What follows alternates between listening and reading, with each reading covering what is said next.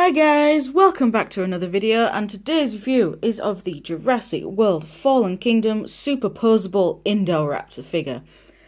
And my god, Mattel has done an amazing job bringing this dinosaur to life in toy form. It is pretty big, it's a nice sizable figure, and for its price, which I believe was £20, I believe it was a £20 figure, maybe a little bit more. You are definitely getting the toy for your money. You're definitely getting your money's worth of toy right here. We'll start off by looking at the sculpt, which might be difficult because, as you can see, it is covered in shiny, glossy paint. And that is going to wreak havoc with my camera because of the lighting. But oh well. We'll have a look at the face sculpt, see if I can get it in some shadow. There we go. A very nice head sculpt. The teeth could have been done with being a little pointier, but it's no biggie. You've got some little feather spines running down the back of its head and on its back. It has a little bit of red paint on the eye going back as a streak, just a little bit. There's this nice gold and bronze stripe going down it. I believe it will have gotten this stripe because blue was, it's made up of blue and Indominus Rex DNA, so maybe it got this streak running down both sides because blue has a streak running down her. Then we have the hands. I love the hands. They sort of look human-like because it's got thumb. Obviously it's got two fingers and it's got a little pinky. Long, slender arms. It has some really nice detailing on it. It's got some like bigger scales on its back, which you can see more clearly here before the spine feathers, which sort of look a bit like armor. It's also running down the back of its neck and on top of the head as well. Big, strong legs, which at the moment are all tucked up for its four-legged pose. Nice big raptor feet. And a nice long slender tail. So, this is not called the superposable Indoraptor for a reason. The articulation on this thing is more you'd expect from a high-end collectible figure rather than something you can just pop to the shop and buy. So we'll start at the head. Obviously you can open and close the mouth. And inside of the mouth is done really well. You see he's got a nice pink tongue and then the little fleshy bits either side have been done really nice. Roof of the mouth is done in black. And inside of the mouth, aside from the tongue, it's all in black. The head itself is on a ball joint. The base of the neck is also on a ball joint, so it can look up. And it can look down. It can also look off to the side. And if you really wanted it to, you can look behind it. So, the range of movement just there in the head is really cool.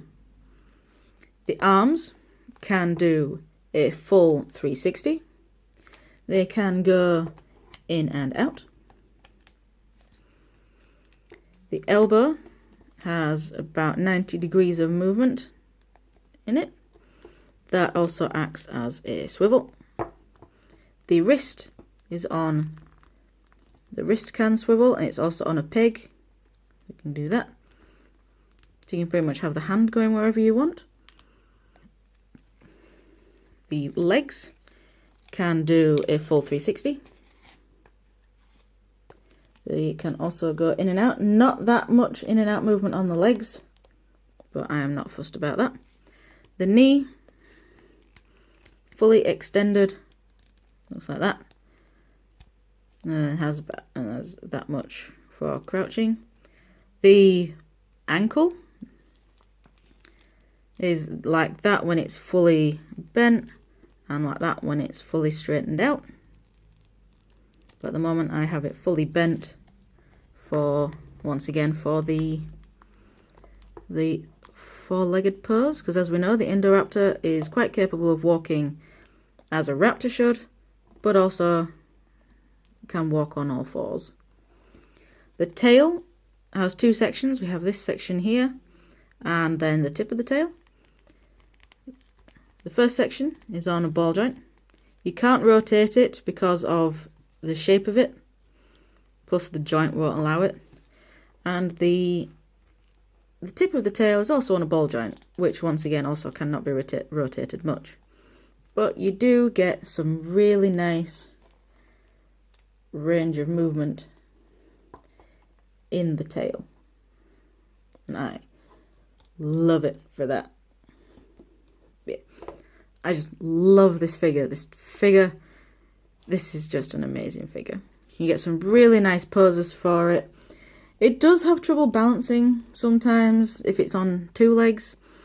But if it's on, obviously if it's on its four-legged pose, then you've got no problems balancing it. But if you are wanting to have it on two legs, so let me try and give it a nice natural looking two-legged pose. And let's bring the legs in a bit. Oh, there we go. You'll just have to get it positioned, like get the feet positioned well, make sure its centre of gravity is on its legs rather than somewhere else, and you can get it to stand. But yeah, this is just an amazing figure. Mattel have excelled themselves with this one, and I love it.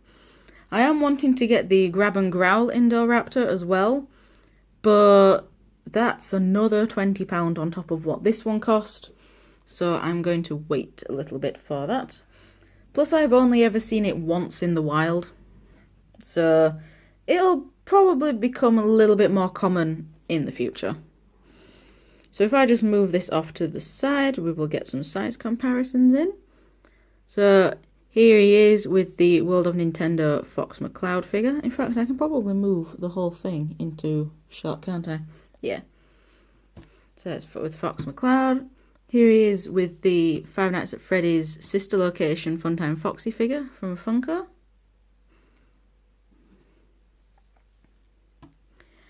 And then finally here he is with Figma Kuritsugu, who is once again just missing the tip of his gun.